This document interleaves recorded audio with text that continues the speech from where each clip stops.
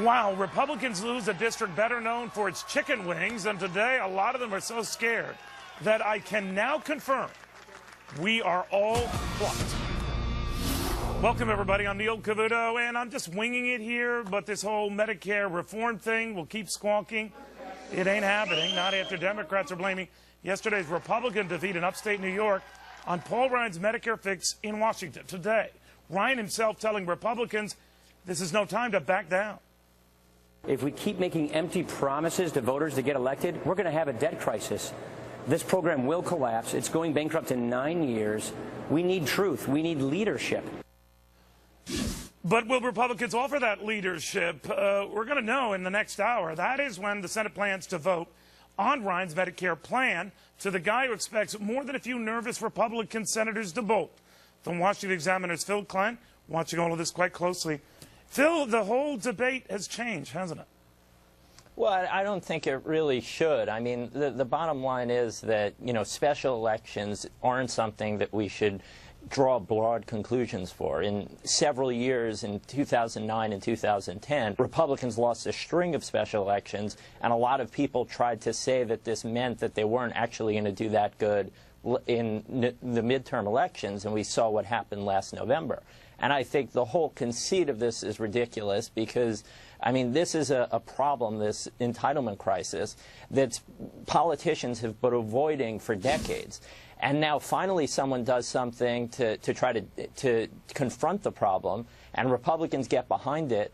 And then after 6 weeks of debate, they lose a special election. Well, and you're suddenly quite right. Phil, you astutely pointed out, and good student history that you are, how some of those special election losses leading up to 2010 had many folks on the headlines we were just showing as you were speaking, predicting that Republicans' victories were in doubt in 2010. Nevertheless, Democrats are seizing on this as some sort of a great litmus test.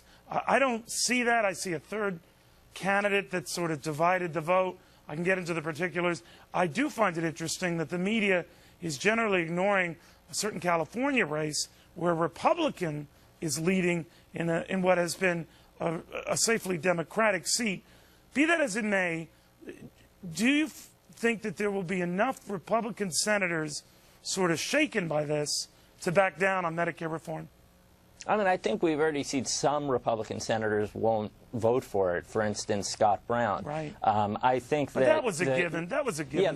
Yeah, that was a given. So I'm sure that I think that an overwhelming majority of Republicans are going to vote for this. You're going to see a handful of defections, but I think that more importantly going forward is how the ultimate presidential candidate for Republicans decides to come out on this. Because really, it's not, obviously this isn't something that's going to happen this year, given Democratic control of the Senate and given President Obama. This is really setting the stage for what's going to happen in 2012. If the Republican candidate decides to run completely away from the Ryan plan, I think that'll be a bigger problem. I get mixed messages from some of those Democrats who are saying that this was a case of Paul Ryan going too far. Bill Clinton was making robocalls on behalf of the candidate who won, said today, don't make the leap that you can't fix Medicare. This is from Bill Clinton. I'm afraid that the Democrats will draw the conclusion that because Congressman Ryan's proposal, I think, is not the best one, that we shouldn't do anything, and I completely disagree with that. Do you think Democrats will, though, and do you think they'll try to hammer that point home and take advantage of this perception that, well, people always want cuts in the aggregate. When the cuts pertain to them, they don't? Well, look, I think that they'll try to do that, but, I don't think they can. And if Republicans are good about countering them and going on the offense, they won't be able to. And specifically, I'm thinking of President Obama, too, has said that the current programs are unsustainable and we need to make changes.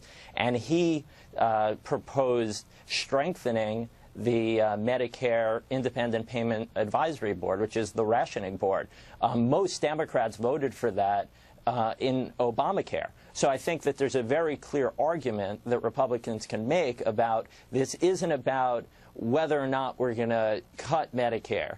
both parties are proposing that we have to make changes to Medicare. The question is, do you want 15 government bureaucrats making the decisions about those changes, or should would you rather be given the money to make your own decisions and decide how you want to economize? And by the way, in the aggregate, we're not talking about cutting anything. We're talking about slowing the growth in something.